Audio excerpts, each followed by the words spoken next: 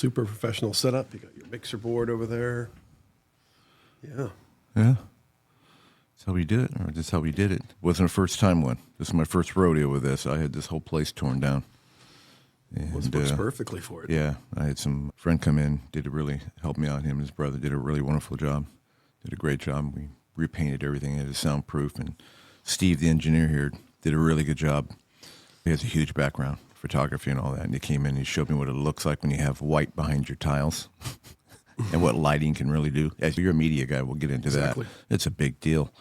I had no idea. Yeah. And then once he showed me, I was just like, wow. It's kind of like having a Porsche makes you a better driver. Having better cameras and better equipment makes you a better broadcaster. Yeah. Yeah, you have a big background in that. We talked about that a little bit last night. I want to make sure we get into that, okay? Absolutely. But we're definitely going to get into you, Sebastian Prooth. Tell me about Prooth. What is that? It's a Russian name originally. So my father's side is Russian Jewish. And escaping the Nazis, they had to change their name like so many others. And they changed it at the English crossing, moving into England. They said, oh, that doesn't sound English enough. So it went from Pruthkovsky, which I don't even know how to spell, That's interesting, really? all the way to Prooth, which is a little easier for folks to say. Not for a lot of people to say, because a lot of people still stumble over it, but Sure. it's a lot easier than Pruthkovsky. Yeah, I would say so. So say it again for me so I get it correct. Prooth. Prooth, just like Yep. it reads. Just like it reads. Very good. And it was interesting when I asked you about how you spelled your name last night. It was more Spanish. They gave you that kind of Spanish. Well, it's like a Spanish name. Sebastian, I think, is a Spanish name. Yeah. Or it's a lot of Latin culture. Yeah. When you see more Sebastians who are more Latin than they are American or English. Yeah. I don't know too many myself. It's just what they gave me. Cool name, Sebastian Prooth. You're a physical security leader. You have a great background in client relations, escalation expert, and a servant leader. I like that. Okay. Got a pretty extensive background, and we're going to get into your background. You go from intercon security. You did some freelance security consulting, enterprise account portfolio manager for Allied Universal, regional security manager for brand protection. Again, another one back with Allied Universal, and then Silicon Bank. And then we got a lot of other job skills we're going to talk about. But if you don't mind, we talked about this a little bit last night. Everybody wants to know where you came from. All right, so tell me where you were born. Tell me your history. Tell me all your childhood drama. Whatever you got, buddy. Let's load it up for this. Let's load it for everybody. All right. I'm starting out in Indiana, the child of immigrant parents. My parents are British. They came to the United States in 1980. Okay. And so mid-'80s, I was born, South Bend, Indiana. And my father worked in IT. We moved around the country a bit as he moved through his executive roles. And I lived in Indiana, South Dakota, Arizona, California, all over the place. Even spent some time in Iowa. I've been through Indiana. What's exciting in Indiana? Tell me what I'm missing. I don't know. I haven't really been there in almost 30 years. Yeah. So we lived in about 80 miles from Chicago, South Bend, home of the Fighting Irish, Notre Dame. Okay. There's the exciting part. There you go. You know, you've got the football team there. That's what really drives that town. And it used to be a highly, manufacturing. There was a lot of manufacturing there. Gotcha. And that kind of disappeared in the 90s as things moved around in the country and abroad. So it became less of a tech town, less of a place where innovation was happening as we moved out of there as that dried up. Okay. So from there you went to?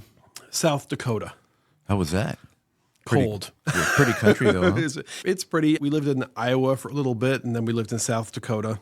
And South Dakota is definitely different from California, not all that different from Indiana, and very cold. And we weren't there very long, but Gateway 2000 was there. Okay. And that's where my dad was, the big cow boxes back in the 90s. Really? Yeah. What is that? Cow? You know those cow patterns on the boxes that they were all black and white? They look like cows. That was Gateway 2000's marketing. Oh, yeah. Computers, shtick. Of course. Yeah. Exactly. Yeah. I do remember that. That was a big deal. It was, yeah. And everybody was in South Dakota for it. So there was a huge community built around Gateway 2000. Yeah. And then when Gateway started to dry up there, thousands of people were suddenly somewhere where there wasn't much work. Wow. Okay. Now, Yeah. you mentioned last night over dinner, you said you went to London. I did. So after a short stint in Arizona, moving to California, ended up when my parents separated, I went with my mom when she moved back to England. Okay. So I lived there for about 4.5, almost 5 years. Is your parents still together? They are not. Okay. Did they split up at that time?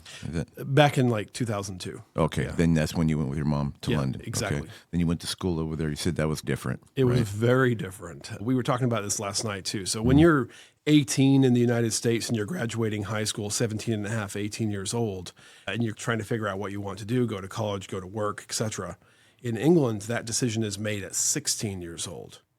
So you're a little bit behind when you come from the U.S. to England. So I was 17 the month after I got there. And everybody else was either deciding what they wanted to do or they were going to college and they'd already been there for at least a year. So I had to do some catch up. Is the schooling better there? I think it depends on what you're used to. Okay. So when I was there, it was, for me, very difficult because I was this fish out of water. I was a person with no direct home culture. When I was here, there was a lot of English going on for me, English parents. When I was there, I was just the American guy. Okay. So it was hard to fit in immediately and find my niche there. Yeah. Did the girls like your voice? Oh, yeah. Didn't they? They liked the American voice? For a very short time, I was the new toy. Were you? Yeah. That is really cool. Yep. Isn't that funny how it flips like that? Because I was in London on a trip, and I went up to the bar to order, and there was a girl there, and she looked at me like, wow, your voice. And I thought, oh, yeah, I guess it's probably sound like a weirdo. But yeah, it was really... They love Americans there. Do they? Yep. And a lot of funny, and if there's any English folks listening to this, I'm sure they can really identify, which is they will look at America as either California or Florida or sometimes New York. Gotcha. There's not much in the middle. So if you're in England, they go, oh, you're from Florida? You're from California? Or Texas? Or New York? Yeah. That's what they see basically in culture and in movies. Sure. And outside of that, it's, oh, you're from Missouri or you're from Wisconsin. Yeah. I don't know where that is. Yeah, it totally makes sense. Yep. Yeah, totally makes sense. That is really cool. I found it totally interesting last night because you have a huge media background. When did that come into play? When did you say, hey, I'm going to get into media? You go to London. When you went to London or you went to that school, did you go there for that or are you just still finding yourself? I was probably still finding myself around that time. I always had this need to work in TV, though. I was a child watching TV, building the props I would see in Star Trek or something like that, just sitting on the living room floor with a magic marker trying to make stuff look good off a freeze frame on a VCR. I started filming things pretty young and really wanted to just be involved in anything making TV. Okay.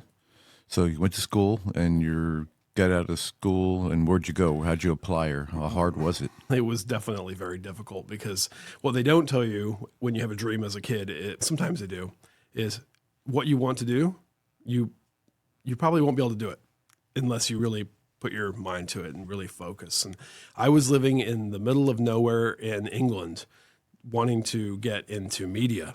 So I started a podcast in 2004. Oh, okay.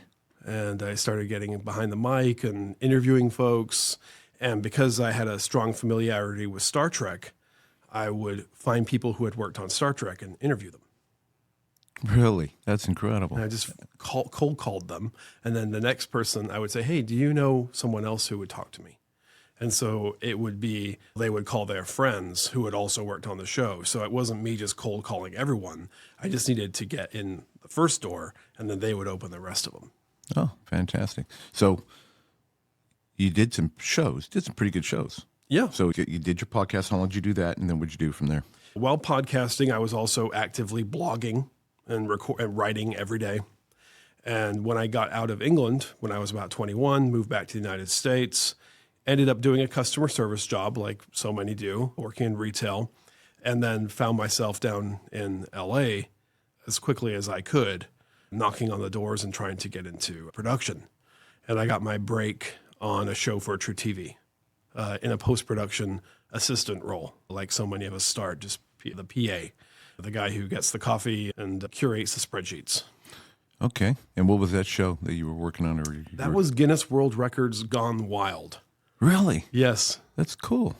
Yeah, it was very interesting to see how the sausage is made, because you watch reality TV and you go, oh, okay, this looks real. And they do such a great job of making everything look real. And then taking part in the production, you realize how much of it is preset and how much of it is designed and how much of it is written. And it was very clear very quickly for me. It's like, oh, wow, that's how this really works. It's a lot of work, huh? It was a lot of work. For example, we would have this guy on the show who could eat anything. He would eat glue. He would eat shoes. He was somebody who could just eat anything. And it was almost like a P.T. Barnum kind of thing. Let's show people these crazy things. Sure. And they'll get excited over it. So the show booked this guy and was like, this guy's going to get a Guinness World Record. The thing is, these people were already YouTube famous. These people were already out there. They knew how to negotiate with us when we would call them. And they'd already been having those conversations with other networks, with other producers, calling them, oh, you want 10 seconds of this? This is my 10-second rate. So they knew who we were coming in, and they knew how to negotiate. They're pretty smart. We got that stuff on TV. Wow. What'd that guy eat? Do you remember? Glue. I remember him eating Elmer's glue. Really? Yes. Like a teaspoon? What? Just... No, actually, as fast as he could out of the bottle. You're kidding. Oh, my God. No, it was, he ate glue, he ate shoes, he ate paper. I think he even might have eaten some breakaway glass, things like that. It was sensational for him, right? He was out there early days of YouTube trying to get those hits, and he would just eat everything he could. Did you ever, I know you probably didn't ask him this, but I think, what makes you start as a kid to go, I can eat Elmer's glue, I can chew glass, I can eat paper? I don't know about you, but most boys ate Elmer's glue at some point. That's probably true. Was it an error or whatever? I don't know. That is definitely true. That is very unique. Anything else really cool? You remember? Oh, yeah. We had guys who could run through as many panes of glass as possible. So it was like, they would set up 20 panes of glass. If you can run through 21, you break the record. Are you hearing this, Steve? Can you believe this? Is this crazy or what? This is the kind of stuff which was 2011 TV, and right. This is what they wanted to put on. And so the other side of it was I was on post-production, so everything was already filmed. So they would go through, and what I learned was in editing, the whole show is made. So in reality, they could change the entire tone of the show right there in editing. Okay. And that's what they did. All right. Yeah. A lot of people involved too, huh? Yes. There was about 30 people in the room with me, and I was in the little tiny desk in the corner. You get to watch it. That's pretty good. So where'd you go from there? After that, I got the bug. I was like, okay, yeah, I can do this, and started trying to do as much reality TV as I could so that I could break into scripted television. And at the same time, I was producing my own stuff. So I would work on short films as a producer, write them, and then I was also working on online content. In 2007, which is several years before that, I had launched a web series. I was fairly busy creatively at home as well.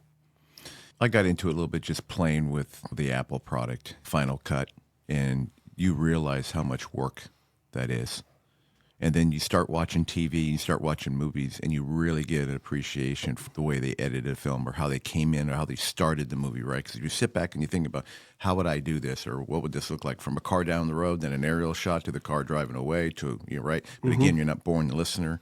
And then you're watching the frames and you're going 1, 2, 3, 4, click 1, 2, 3, 4, and it's switching, right? And then I saw this one show, and I wish I could remember it, but it was so cool because they actually followed the actors with the camera, and there was no cut. They're literally just following them around. What do you call that? They don't, like you said, no cuts. In 1917, that movie that came out a few years ago, yeah, I think there was a 12-minute or 15-minute opening sequence that they did not cut. I think there was one small edit in that time period. I loved it. It's awesome. It doesn't take you out of the action. You don't feel like you're watching something fake. Yeah. And a lot of times they simulate no cuts as well. Yeah, no, I thought that was incredible, and they did a really good job. And God, I wish I could remember that movie, Sebastian, but I'm telling you, I really picked up on that. But where I'm going with it was very entertaining. Almost, and then you get to see your work. But then I don't think people really appreciate it because when they sit in front of a TV or a movie and they're watching, oh, it's a TV and a movie. Yeah. So I think playing with that, it gave me a real appreciation for what editors and people do. And then when I watch movies, I'm watching them in a different way now too. So I'm watching it, I'm going, oh, I wonder how much this scene cost. I was just talking to someone the other day about this. I said, oh, you're hearing happy birthday in movies now. It's because the happy birthday is now less expensive or even free to use, whereas before it was hundreds of thousands of dollars to secure several lines of the license. So you would, up until about 5 years ago, it was for He's a Jolly Good Fellow. You would hear that a lot in movies instead of happy birthday because they couldn't secure happy birthday. So these are the kinds of things as you're watching movies go, oh, they got that song. Who locked down Happy Birthday? I don't know the details of it. I'm sure there's so many people that you just Google this right now and be like, oh, Happy Birthday is owned by this family, this group. Well, it's funny. It reminds me like websites. People go and build these websites and they turn around and charge you $10,000 for if you want your name for your business. They just went in there and just for $2 bought it and then sat on it forever. It's smart, right? It's easy money. Yeah. Wow. Interesting. You did the media thing for quite a while. I thought that was going to be your game. Oh, yeah. And then, if you don't mind, where'd you go from there? Let's just finish that up. So one of the things in the entertainment business, and I've told this story so many times in interviews and things like that. They're like, how'd you go from entertainment to security? How'd you do that?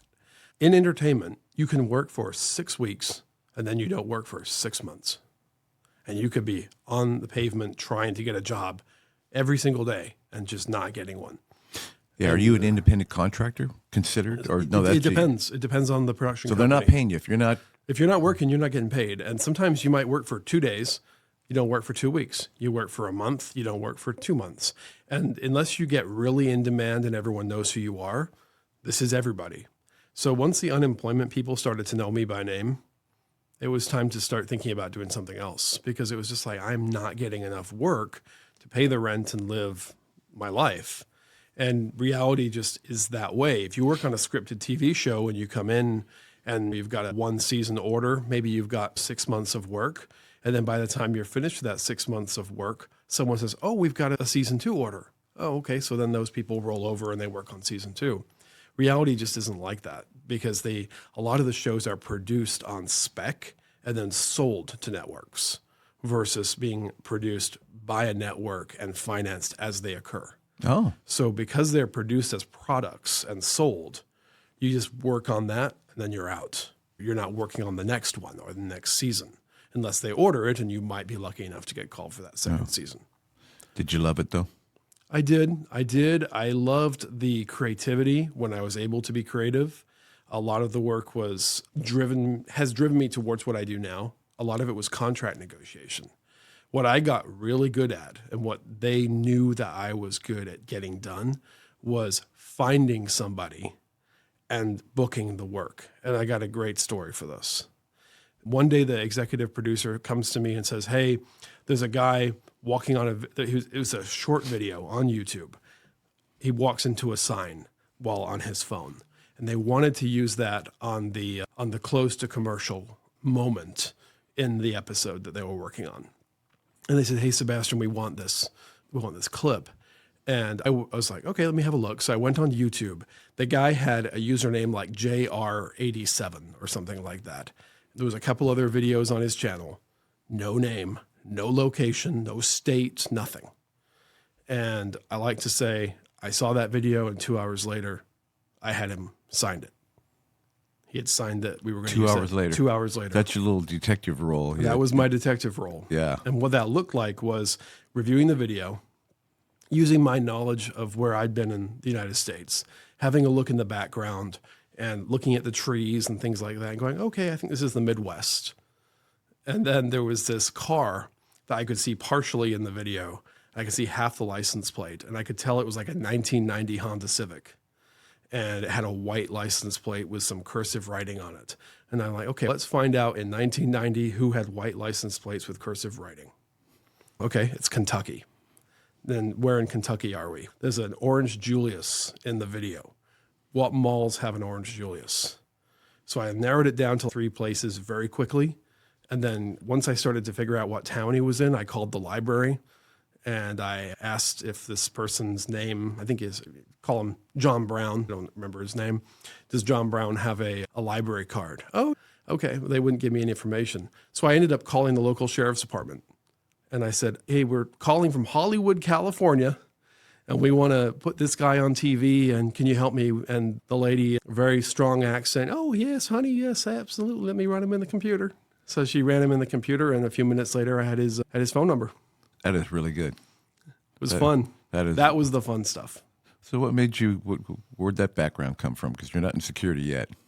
I was just always really good at research. Okay. And to me, it just seemed like A leads to B. And because I always wanted to be an investigator, I saw myself in that way. It just made sense. Yeah. And so I was able to just and I did that many times. And that was what I got good at and what my jobs were over and over. Yeah, that's really good. That's really good. It really is. It was fun. Yeah. All right. So, let's get into it because all this great background, all this fun, and then unemployment comes and you go. Unemployment comes and they say you can either pay the rent or get out. So it was like time to fall back on some old skills.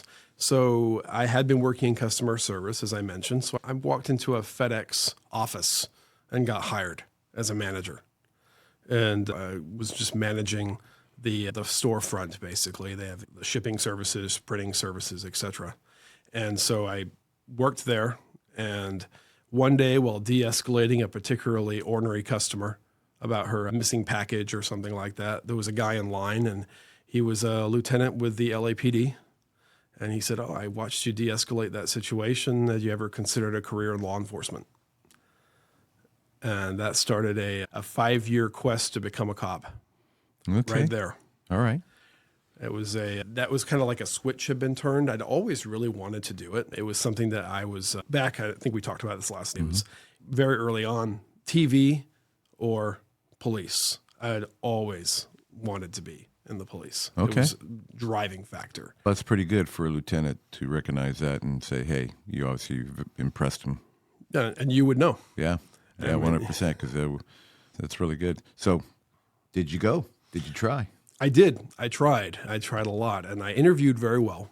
They were all very interested in hiring me from a scholastic perspective, from my presentation, from the way I spoke, from the way that I wanted and the reasoning I wanted to do it. My physicality couldn't keep up with it, though, and I found out a few years later it was really not my fault. Just had some physiology standing in the way of being able to do all the running. Yeah. Yeah, it's interesting on the oral interviews, at least with the sheriff's department, a lot of people felt, oh, I need to answer the question. Well, did you give your grandmother a ticket? No, they weren't looking for that. What they're looking for is Verizon customer service reps, people that know how to deal with people. And usually what they did is they turned it, actually, the sheriff's department used to just have personnel on the board, and then they turned it more civilians because you had a lot of police officers that were looking for that cop mentality versus today you need to be able to communicate with people, right? Now, yeah, it's a real problem because back then we didn't have the phones and nobody's head was buried and we played in a sandbox and you got in a fight with your neighborhood friend and you knew how to make up. You're pretty good at your skills. So that was a big part. But the physical side, yeah, they give you that come out and try out. Yep. What a lot of people don't realize, and if anybody's watching and you're interested, a lot of the times they'll let you come out and practice and run the course and get ready for that one day.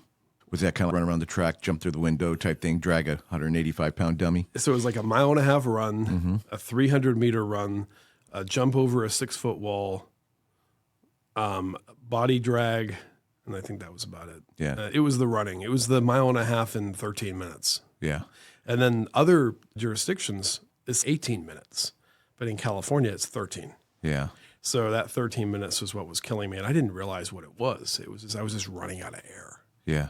Other than that, I think it would have been a great career. Yeah. How about the wall? Did you make it over the wall? I did make it over the wall. You know how to get over the wall. I know how to get over the Yeah. wall. See, kids didn't know how to get over the wall. I can't even tell how many people went in there and just ran into the wall. Didn't know how to put their foot up in position. But as kids, we learned that real quick. Yeah, put your foot in the middle and you're over the top. Yeah, just get as long as you can get 1 foot over it, you're over the wall. Yeah. On the running part, you know how they determine that? I don't know if it's true for LAPD, but they took a 60-year-old lieutenant that was in good shape and they had him run the course. And they said, if this 60-year-old lieutenant in this kind of shape can run the course. Everybody else younger should be able to do this. That's how they kind of determined a lot of the run. I'm not saying that's set in stone, but that's what I heard when they did it. It is what it is. I think everything happens for a reason. It does. I've worked with tons of law enforcement in my career following, and it's been a blessing as far as being able to work with these people. Yeah. But unfortunately, just wasn't to be. You got a great personality, and you kept it. That's not the best career. Yeah. It was fun. I have to admit, it was fun, but you really can't be a peace officer anymore. Your hands are tied these days, and I won't even get into that. I won't even go there. But all right, so security. Okay, you do the LAPD thing, you give that a shot, and then you say, well, where do you go? The police thing was a kind of an ever-present effort, and I did that several times. But it was, as I said, it was the physical that was holding me back. And then simultaneously, after leaving the entertainment industry and then leaving FedEx, it was like, okay, I need to get into a security role. I need to start wearing a uniform and start walking the walk of this job I want to do. So I walked into a security company in San Jose and said, hey, I'd like to work here, basically. Just walked in. And I'm in a suit and tie because I was used to interviewing with the police. And they took one look at me. And now I understand why. They took one look at me and went, holy, you should be a supervisor. Yeah. And I'm like, oh, I've not been a supervisor in security, but okay. I worked there for 1 week and left. It was a mess. They had broken down vehicles, holes in the floorboards, non-registered, guards out in the field doing methamphetamines. It was a mess. Oh, so they're running a security company. Yeah, exactly. So I did not realize at the time that I was just looking at the typical security staffing. Yeah. Especially in the Bay Area at that low rate. At the time I was doing it, $10 an hour just does not get anywhere. Interesting. Sebastian, what year was that? About 2015. Okay, 2015. Okay, that's not too far behind. Okay. So I was out there and I just like, I'm leaving, I'm not doing this. And the owner of the company called me and said, hey, why'd you leave? I was like, let me tell you, how long do you have? So I explained to him why I left. And they said, do you want to come and run our operations? So I ended up going back and going into the chief role and running all of their security guard operations, having never really worked in security. Good for the owner. Good for the owner. He was humble enough to say, hey, come on back and help me get squared away. Yep. Did he not? What was the owner's skill set? Did he just jump in? Was it giving it to him? Why was he lazy? I don't know if he was lazy. I think it was more along the lines of it's a really hard business to be in. Yeah. Especially, it's a hard business to make money in, honestly. Let me guess. Was he married and a bunch of kids? I think he did, yeah. Yeah, that makes it really super hard because you're trying to take care of family. It's a 24-hour business, so. And if you got a big heart, you depend on people, managers, and operations. And, of course, you've seen that. Oh, coming in there, I learned everything I needed to know about running a security guard organization. Vision InSites is the simplest, most powerful security guard management software. No long training, no complicated systems. Guards can start reporting in minutes. Train your teams with micro trainings, attaching video to individual checkpoints to walk them through sensitive procedures. Submit accurate reports every time with dynamic observations that automatically rewrite, categorize, and prioritize, removing human error. And grow your business with daily, monthly, and quarterly insights, the most advanced reports available today. Vision InSites, the simplest, most powerful way to report. I learned what security guards do and don't do. I learned the kinds of tricks they like to play on you. I learned the ones who do well, the ones who do badly, issues with vehicles, the fact I had car accidents that I had to deal with them almost every week because they were crashing the vehicles. It was a nightmare, but that was all my bailiwick there. So what was the worst? Because that's really cool. Let's open it up for everybody a little bit. Common problems. And I know you guys are going, hey, well, just want to show you that they already know. They're security people. They know. You guys know, but again, got to show you that everybody comes from the same gene pool here. Oh, okay. Typically, okay. So what did that look like? What was some of the worst nightmares? Just a little bit. Oh, we had people who would go to work and they would do drugs at the client site. We would have guards who would like to relieve themselves in the stairwells. We had people who would sell their uniforms. or give them to friends to work for them and hope we wouldn't notice. We were dealing with a lot of unemployable people who could get a guard card and come in and work for $10.50 an hour or whatever it is. So the majority of the work I had was apartment complexes. I had apartment complexes from Richmond to Gilroy here in the Bay Area. I think there was about 60 of them. So it was all the major companies, and they all had the same expectations, which was, we want a $30 guard for $10.50 an hour. Yeah. And that was the absolute disconnect because you can't have that. Did you guys do more standing back then versus patrol? They were standing, they would walk around, they would utilize an app on their phone, which you're familiar with, to record their patrols, take photos, and provide that back to the client. Gotcha. The app, was it Silvertruck then? It was Silvertruck. It was Silvertruck. So they started with Silvertruck, or did you implement it when you were there? No, it was already there when I arrived. Okay. Were they using it right? I don't think anyone was using it that I saw.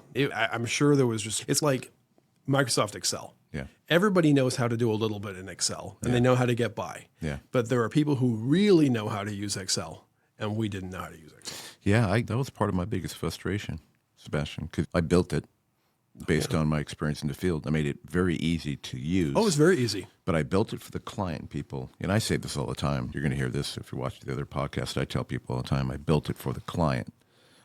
This was not something I planned on going to market with. This was for my company. That happened later. This all started with a Motorola brick, and I won't get into me, but they never really used it as a QR code, and they take a picture, and they get by, and the client goes, wow, this is so much better than a Degi tool or a faxed report. Or a DTAC stick. Or a DTAC stick, Oh, let me just walk around. And then, of course, once you realize we were scanning QR codes, there's all kinds of ways to cheat, too. So it's also about the integrity. Are you using it with integrity? Yeah. Is the client able to trust the data that you're giving them? Yeah. And once there became geo-tagging, which came later, of course, where it's, okay, this scam was actually at the front door of this building at this time on this date. Otherwise, it was easy to manipulate that data. The reports really, Silvertruck, really people started using it for as an accountability tool only. Here's a picture, we're here. But there was so much more you could do with it. And I won't get any more about the Silvertruck. So let's go back to, how long did you stay with that guy? I was there about a year and a half. Okay. There was other things to do, and Allied Universal was knocking on the door. Yeah, how did they get in? You're getting your experience. Were you able to fix that guy a little bit? Oh, yeah. Yeah? Oh, yeah. So one of the things that I did there, which I'm particularly proud of, is the drug program, which I instituted. Okay. Because when I got there, as I said before, there was a huge drug problem, and we were hiring folks with drug problems. So the issue was, where's our drug check? And what can we legally do, and how often can we do it? At the time, I found, I think it was like $2.50 or $3. You could get the mouth swab and check for some major narcotics and other drugs. And so I pitched that to the ownership and said, look, we're spending this much hiring folks. There's the training period, and they're out there in the field, and then we have to terminate them, and we're terminating people every day. Yeah. So how do we spend a little bit money up front to prevent this and then invest in them a little bit more up front?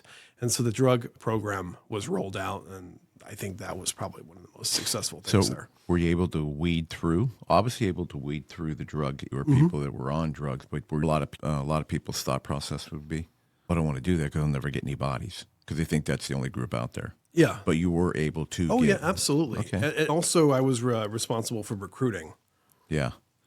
And I told people too on the recruiting, if you spend a little time, like somebody like yourself, doing the interviews, you're going to get a lot of good people. There's so many people walk in the door, and then they get put down with another security officer in the field that was a supervisor, just started supervisor that's drilling them. Yep. And they have a bad experience and they leave. And that, or they don't know how to ask questions. Yeah. So I found that throughout my career, if I'm the one who conducts the interview, it's generally a much better hire. If I'm relying on, as you just said, somebody at a lower level, a supervisor, et cetera, you don't necessarily get the same level. And they're not asking questions that you would hope they would ask, even if you provide them with a template, which I have done. Right. So here, ask these questions and get these answers. But I like interviews to be conversations. Yeah. And because I try to draw on my life experience when I meet with somebody I'm going to hire, especially at a higher level, a manager or a director, say, hey, let's have a conversation and see who we both know, where have we both been, what roads have we both driven, and then I can find some commonality with them. That's how I like to interview.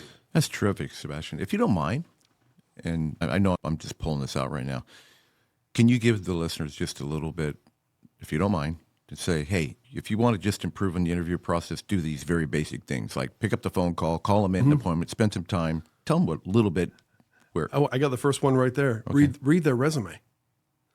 How many times have you walked into an interview process where the manager has said, oh, I just got your resume. Let me have a look. Just give me 1 second. I just need to look at your resume. That is the worst thing to do to somebody.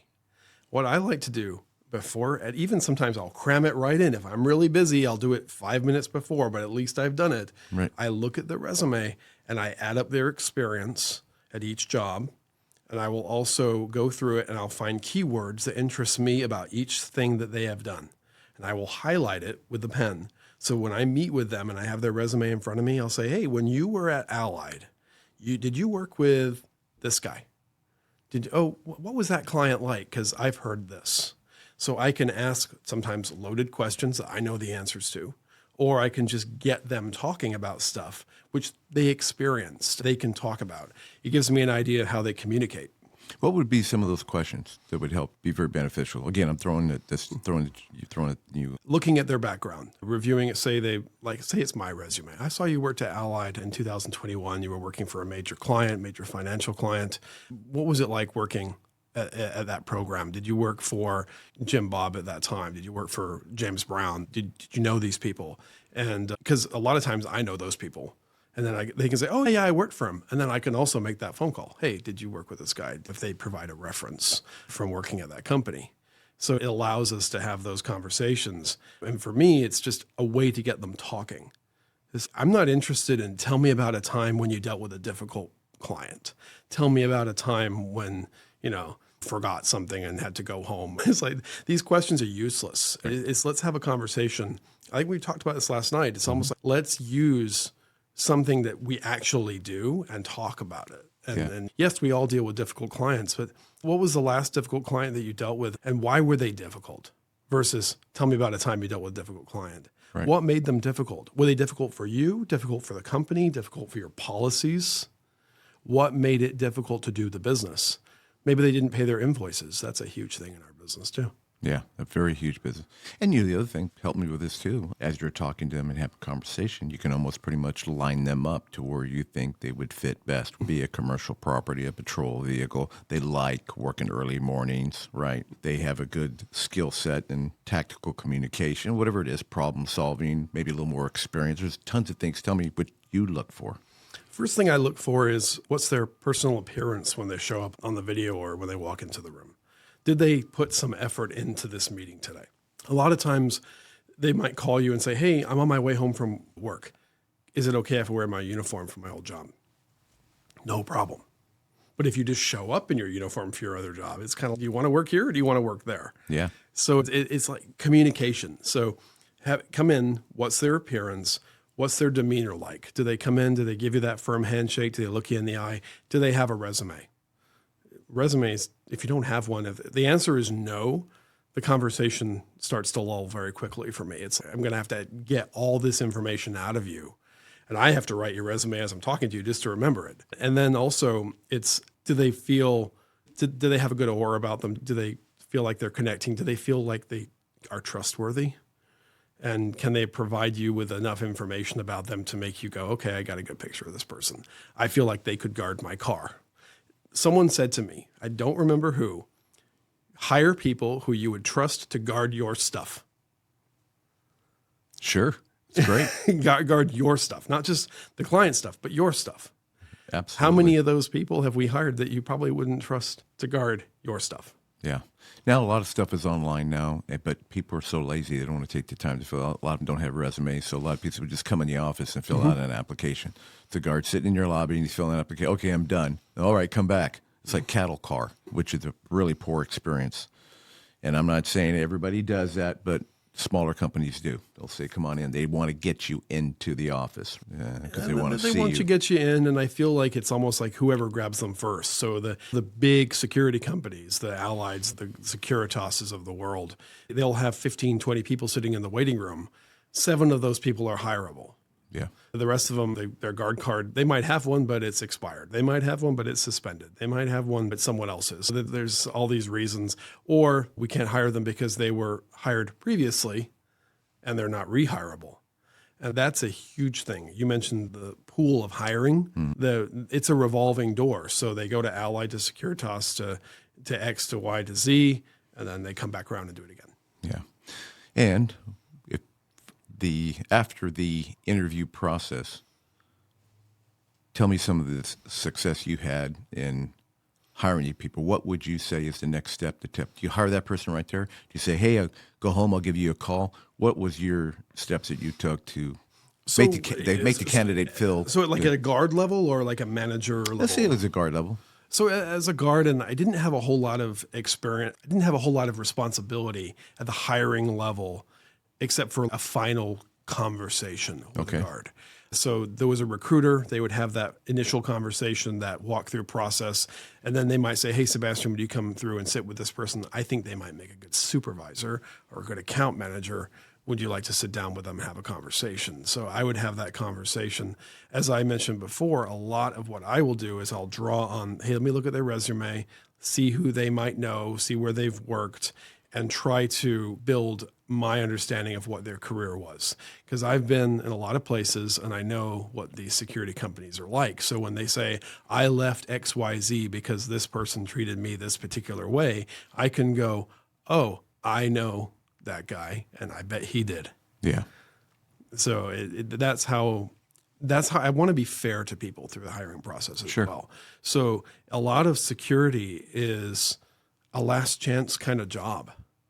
Yeah. It's a, hey, I can't work in this business anymore, so I'm falling back on security. Even myself during periods of unemployment, I can go back and do an executive protection job. I can go back and do a high-level guard services job because the guard card gets you through that door. And if you're reasonably well-spoken and you've got a good reputation, you're going to get hired. Sure. And you can get money very quickly. Yeah. And these people, especially in California, it's a very hard market to live in unless you're making money. Yeah. And I'm sure everywhere is, but California, most expensive real estate in the world at this point, it's hard. So I like to make sure that I'm fair.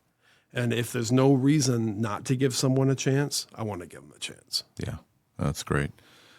I heard all the time, too. It was they didn't pay me on time, or they promised me this, and they never gave me that, or guys were just throwing them in a dirt lot to watch a construction site all night and burned them out. Yeah, I've had my construction sites. Yeah, so a lot of the owners too, you got to keep an eye on your people that are recruiting these people. They need to be trained. What are some of the skill sets a recruiter should have at minimum to even have a conversation with somebody walking in the door? What would you recommend? I think they need to have some outgoing personality. They need to be approachable. They can't be grunting in their responses. They need to be like, oh yeah, you want to work here and this is why. It needs to feel like a welcoming conversation, and it needs to be a welcoming room. It can't be just like this messy room you bring them into. Hey, let's go sit in the corner and talk about how you could work here. Have some structure to it and build a welcoming environment. And these people should, as recruiters, know what the job is. So don't go, you could work at a construction site or you could work at an apartment complex. This strip mall has an opening and I'm not really sure. Pick one. It just puts people in this, oh my God, they don't even know what they want me to do. Yeah. They just rush them sometimes, just trying to fill a spot. And I get it, but it just ruins. And I know the gene pool's a gene pool, but they just rush a lot of things. Okay, so you spent a lot of time working as COO as well. So that was an operations leadership role at that first company. I worked as account manager and a portfolio manager. And then I got hired by my client. I went in-house, ran security internally for a large contract manufacturer. And then after that, maintained the portfolio leadership level, but the accounts got larger and larger. So in my latest role, I was managing a massive national account in the United States. Yeah, explain that a little bit for the listeners and the roles. Tell them what an account manager really does, and then a portfolio manager is a sort Give of me a a number of catch-all things. Yeah. statement, right? It's either the on-site security manager or it's the person who is that one throat to choke, as they say, for the account. Like at Allied, for example, one of the biggest, the most prevalent employer in the United States at this point, besides Walmart. An account manager owns the account. They own the hiring, they own the firing, they own most of the HR, all of the policy deployments and post orders, all of the client interactions, most of the quarterly business reviews and yearly business reviews. They have to be produced by the account manager level and then presented. All of this is owned by the account manager, and a lot of times they are severely underpaid for this amount of responsibility, sometimes millions and millions of dollars. They're also responsible for chasing invoices, which I found out very quickly was a huge part of the job, making sure that the client pays. Yeah, and that's serious. It is. That's everything, and you got to have a skill set for that. When you're calling your client it's that for the people invoice. skills you were talking about before. You've got to be able to sit down with somebody and come to a common ground. Yeah. It's a negotiation. Yeah. And it's not so much that they don't owe you the money, because everybody knows they owe you the money. It's how do you get this person to give you the money? How do you get them to release the grip on it? It's the conversation. And I'll tell you, when I came into one account, they were so far in arrears, and the invoices were one line item. One line item would stop an invoice from being paid. Go deep on that. We talked about it last night. Yeah. Okay. When you say money, I'm sure you can bring up numbers. You don't have to mention names, but explain the skill set and how you would collect, if you can. You? Oh, A little bit? absolutely. Sure, a little bit. So- I'm behind. I'm a client. Chris, we've talked for a couple of weeks about this invoice. I know you keep on rejecting it in the system. What's the issue? What would prevent us from, what's preventing you from getting this paid right now? Why can't we get an approval? And usually the answer is this one line item. I don't remember asking for a guard on the 7th of December. I don't remember asking for a guard on the 5th of July. Oh, okay. So if that line item was gone, you'd pay the invoice. Yeah, absolutely. We just want to pay it. So basically, $178 of services is stopping a $100,000 invoice. You're kidding.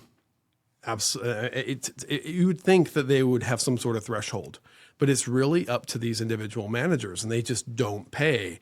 And that just backs up. So even especially smaller security companies, they can't front all this payroll. So, when they're canceling these invoices or holding them up and eventually they get canceled or rejected and they have to be resubmitted, and then they might have something in the contract that says a resubmitted invoice resets the net terms. So you might be at a 60 or a 90-day net, and then all of a sudden, a resubmitted invoice, you're back to 90 days. And that happened a lot. So for me, it was, let's sit down and figure out why this invoice isn't getting paid. And I would write off, a couple $100 here, a couple $100 there, $1,000 there, but we would get $1 million out of that conversation. Let me ask, is it a personality thing or is it a corporate thing? You know what I mean by that? Are they doing it on purpose? It's a personality thing. It's a personality. So it's one person control issue that's holding that invoice. Are they trying to be a superstar? Did corporate say, hey, do what you can, hold the invoice? I don't think so. Because when you're dealing with that kind of money, are they thinking about interest? Why do they do that? The corporate's not saying it. And the reason is corporate's already approved the budget. They know what they're going to be spending. They're not looking at $100 difference. They're looking at $10,000, $100,000 differences. So they've approved this budget at an executive level. And then these frontline managers are holding it back. And they're holding it back, I believe, just because they can. And it's not engaging with the guard services company and saying, hey, I'm not paying your invoice because this. You have to go back and ask them. What do you think they do? They have their budget, and they're doing this with you the entire year. And if they don't have somebody like you to be on it and get it paid, they're 3 months behind at the end of the year, constantly 3 months behind, sometimes 4, 5, 6. You're burying the security company as an owner. These small guys, they just look at it's a contract. It's a contract. They're going to pay me. They're going to pay me. Then I've seen some people get pretty ruthless, go, hey, I'll tell you what, I'll negotiate with you. You give me 10% off. Yep. Give me 20% and I'll pay you. Yep. I haven't heard that one, thankfully. I haven't heard them try to renegotiate contract terms at the end of the year. But what I do see is they're 3 months behind, and December 15th, they say, we got to pay all the invoices. we need a meeting right now to talk about all these unpaid invoices. Yeah. So they have to get it paid at the end of the year. Of course, that's where I'm going with it. Or they don't, and then they don't pay it. And then in February or March, you say, hey, these invoices are unpaid. They go, oh, we closed out the year. We can't pay you. And you're done. You write it off. And then you can't get the money. Do you think unless you have a great relationship with them or you really are persistent. I've got paid the following year. Okay, so here's one for you guys. Listen to this. Do you think, like a big company, won't name a name, they get 6 months behind? That's not uncommon. They do. Okay, they get 6 months behind, and either they don't pay it, and they write it off. Do you think a lot of these corporate companies go, let's just stick with this company because we can do that? I think so. I think they also will say, hey, I'm 6 months behind. They're a big company. They can take it. You know, these enormous security companies can absorb this. And the answer is they really can't. And they're running huge debt sheets. Oh, that's horrible business, no question. But I just wonder if it puts in the position for the smaller guys to go, that's why you can't get it, because even these bigger operators, they can afford to take a hit, or they're not being professional enough to say, hey, pay your fee. It's always upsetted me for the bigger security companies. Hey, if you guys are so great, you do $1 million presentation, and you come in and say your guards are just phenomenal. You put them in a white uniform, you walk them around, but you pay them the same rate. Yep. You pay them the same rate, and you nickel dime the smaller operators, and you're really no different, because the gene pool is a gene pool. It's all the same. Yeah, and then on top of that, you do this, right? Yep. And then it just gives the industry a really piss-poor reputation. But I think it's really also important to remember that it's not just on the client. So security companies notoriously provide inaccurate invoicing. Because you said it before. And you know why. I didn't get paid for this or whatever. It's because it wasn't recorded correctly. Maybe the guard didn't clock in correctly. Whatever it is, They're cheating. Somebody dropped the ball. Yeah, they're cheating. And then the invoice doesn't get generated correctly, and then somebody's trying to clean it up. Yeah. So it's that snowball effect. Yeah. Yeah. Wow. It just never stops. Security is the gift that never stops giving. Yeah, maybe we're getting somewhere here. Hopefully you guys will get a lot out of this, because these guys get behind. And They do. I always try to tell somebody with a company, you should have 6 months with a payroll plus in your bank account. Plain and simple. Absolutely. To be safe. Minimum. And have a good insurance bond, Yeah, and a good insurance bond. because you're going to get sued. Yeah. You are going to get sued running a security company. Yeah. Especially if you're running armed work. Yeah, but you know what they do? Shut down. Oh, absolutely. Shut down. Shut down. Get a new DBA tomorrow. Kill the shell. They watch that video for, I can open up a corporation, kill it, start another one. Go. Yeah, absolutely. Man, It's the nature of this business. I know. Where's it going? Less manned guarding, more technology. Yeah. When I was at that contract manufacturer, Flextronics, I was the executive sponsor for emerging security technology. That started during COVID. What that meant was, hey, Sebastian, go try out everything and find us some cool new stuff that will help with access control and CCTV and other security matters. I interviewed companies that were doing the robotics, the night scopes of the world, cobalts, and sat down with really cool infrared cameras that checked to see if someone had a fever. And if they had a fever, their badge was shut off, so they couldn't get into the building and spread COVID. This was all stuff that we were exploring when we didn't know anything about COVID. Oh, I like and that. we were all just trying to figure out ways to keep the doors open, because we would have just case after case on the manufacturing floor.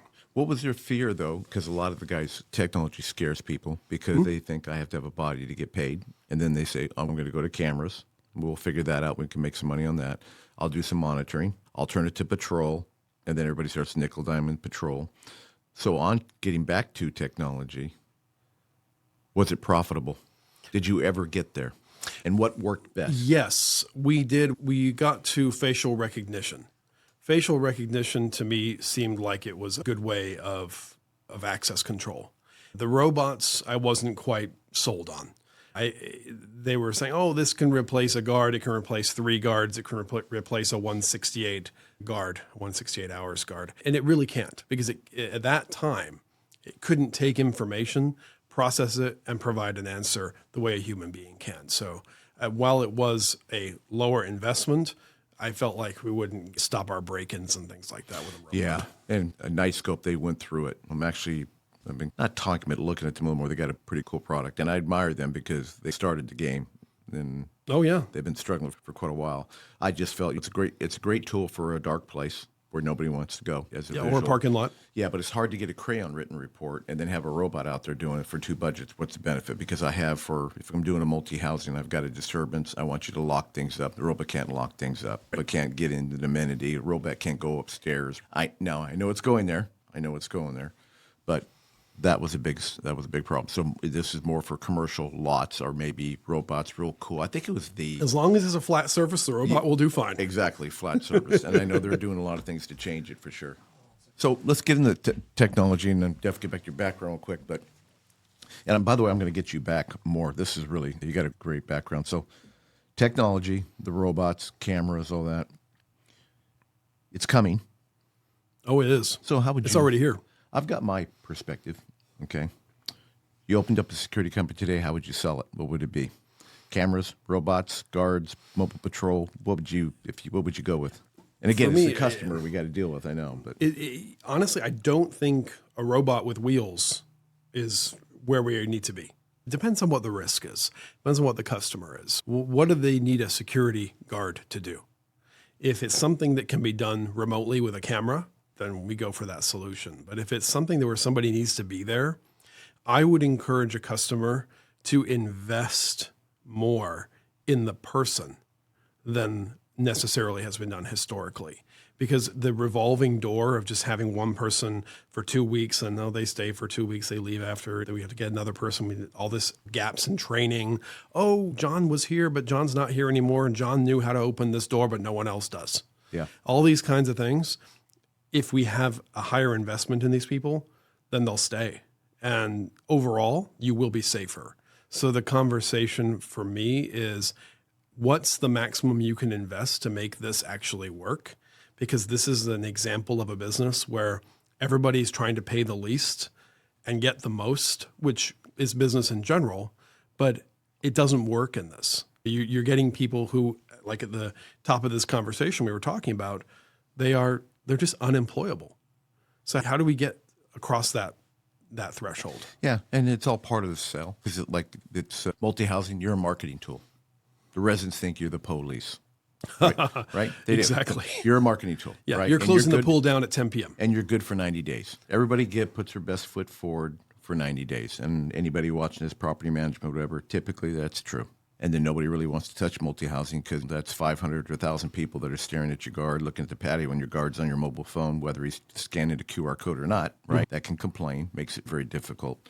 So you need to get more involved. And they're not stopping the car break-ins. They're not stopping the activity. Yeah. They're observing and reporting, and maybe they're not even doing that. Yeah. So it becomes like you said, a technological question. Yeah, and you have to be honest with the client too. It's a cherry patch, and that's an education process with all the residents of the community where it's not just the guard expected, because the crooks are smart. They're smart. We don't catch the smart ones. No, yeah, exactly. And today, you shouldn't try to catch them, but the client wants you to catch them because old school is observe and report, call the police, but the police don't even have time to respond. Security is becoming more of an augmentation to law enforcement at this it point. is. It is definitely going that direction. Scott Walker, great speaker, saw him in Security X show.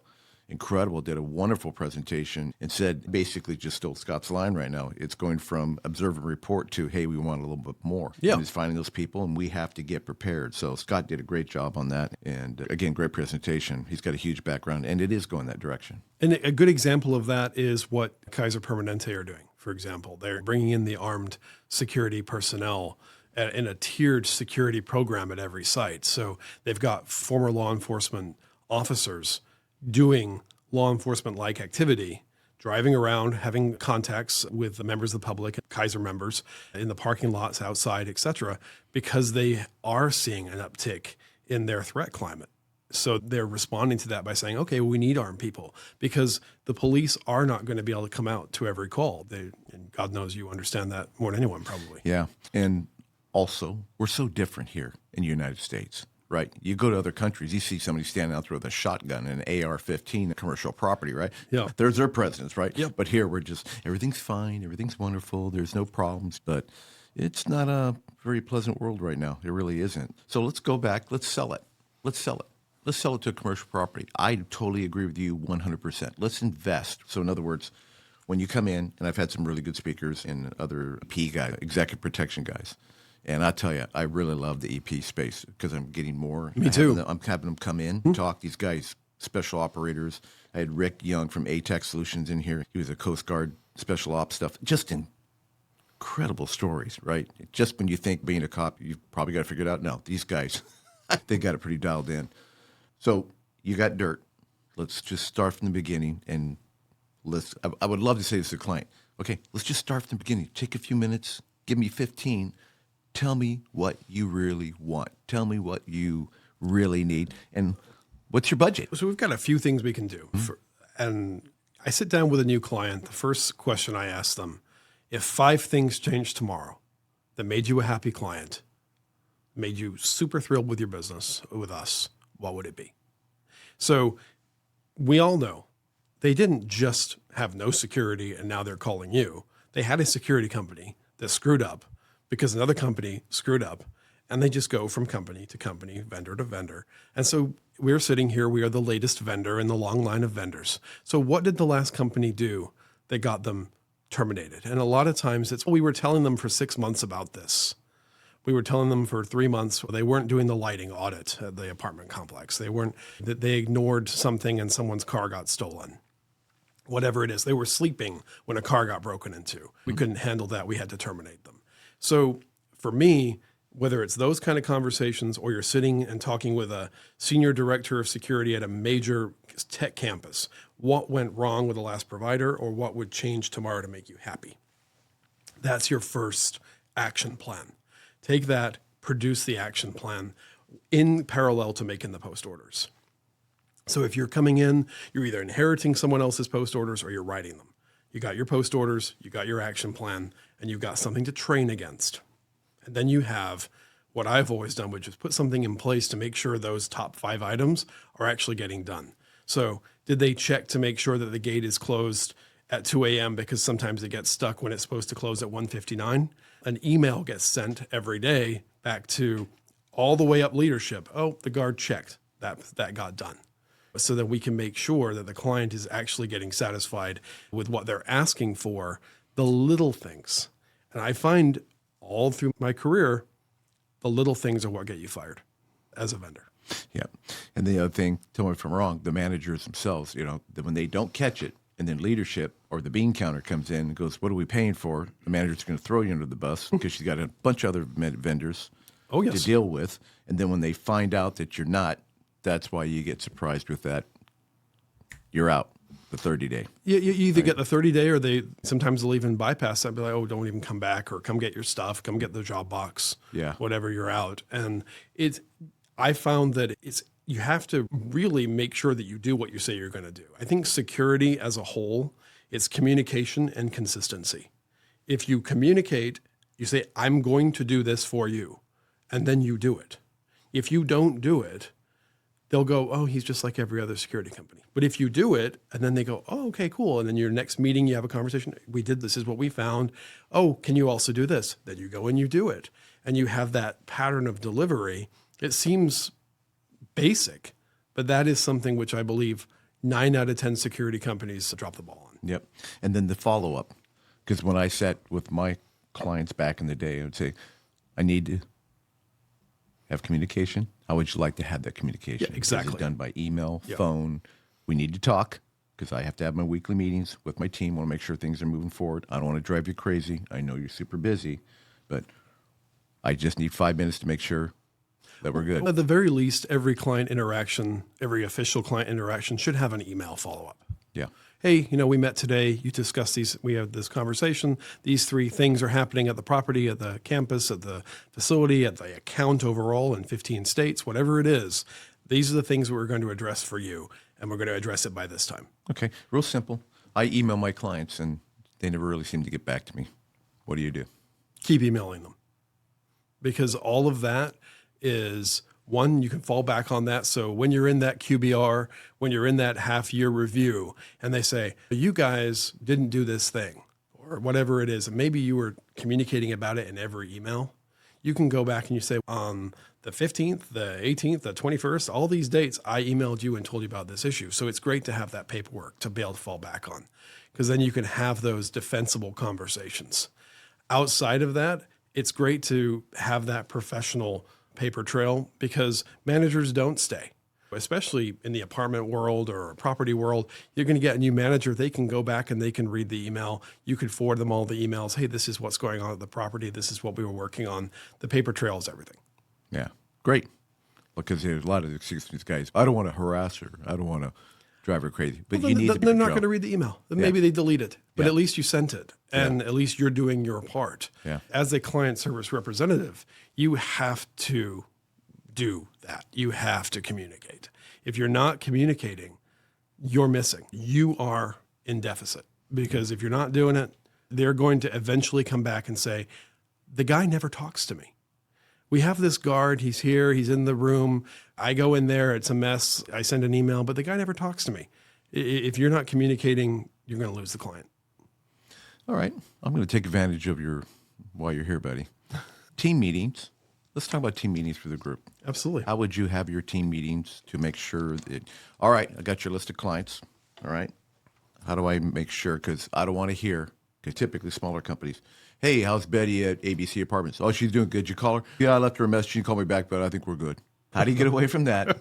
Yeah, I had my weekly syncs. I'm not going to talk about me. You tell the listeners right now, how did you manage your weekly syncs to assure that your customers were... So we're talking about the conversation with the customer. Conversation with the customers, where you stand, what's getting done. That gate got locked up at 2:00. Do you wait till you can't wait till there's a problem. Oh, hey, it's on fire now. Oh, okay, let's figure out what it is. Were you emailing? Were you doing? How did you keep track of your managers? How did you make sure that everybody was communicating? That's a better way of putting it. I guess it's a double-sided coin, right? It's the internal conversations with the team to make sure that they're administrating their clients correctly. And then also the senior oversight, making sure that the clients are hearing from us as well, and from a corporate perspective. As far as weekly meetings with my team, I sit down with them and usually provide them with a template. I've done this for years. I will get everybody in the room Wednesday morning, 8 a.m. Everybody's going to present. So it's not me reading off information. When you come to the meeting, you've got your KPIs specifically important to your clients, the things that we have determined as hot items, and you present that information as the account leader or the local operations leader. So there's the PowerPoint. Basically, it gets put together and we go through it. It's a half an hour, 45 minutes. Everybody gets their slide and they go over, hey, this is what's going on at this property. This is what's going on at this site. It also provides opportunity to discuss what's upcoming. Oh, we have a special coming up on Saturday. We're going to need additional personnel. So make sure that if they need something from scheduling, they need something from HR, they need something from these different verticals and cross-functional partners, that I can make sure that they get it as their leader as well. So providing them with that support. Also, the benefit of this is it develops them as leaders. So if they're sitting there, a lot of security people, they just don't want to really talk in the meetings. They just want to sit there very quietly and the meeting goes by. So I try to get them, hey, you're going to present this information. I'm going to develop you as a presenter. Very good. And so it works, and it's worked for years. The other side of that is making sure that I have the cadence on my calendar to check in with the client. Hey, is Chris reaching out to you? Are you getting what you need from Chris? Because it gives them an opportunity to say, I actually haven't heard from Chris in a month. Oh, okay. I'll come see you then. I'll bring Chris. Yeah. Fantastic. Before I forget, gosh, I just lost my train of thought. I hate when I do this, man. I hate when I do this. You guys prevail. Your KPI, your form. I'd love to see that KPI form if you'd be open to it. It's different. Sure. So what it is, remember we talked about, hey, if 5 things change tomorrow, it's that kind of KPI. It's what is specific to this client that needs to be addressed. What do we know? Outside of the response time, outside of making sure invoice accuracy is good, all the basic, acceptable, normal KPIs, but it's also what is the customized solution that we have determined needs to be done for that client. And then we discuss that. Also, it's compliance. Compliance is a huge part of what we do. So if you have multiple managers and they're all responsible for guards, are they looking at their guard cards? Are they making sure that they're in compliance? Have they all got first aid? Compliance. Making sure all that stays up to date so that we don't fall into a place where we get fined by the state. Yep. You know what the question was going to be? What is a good number?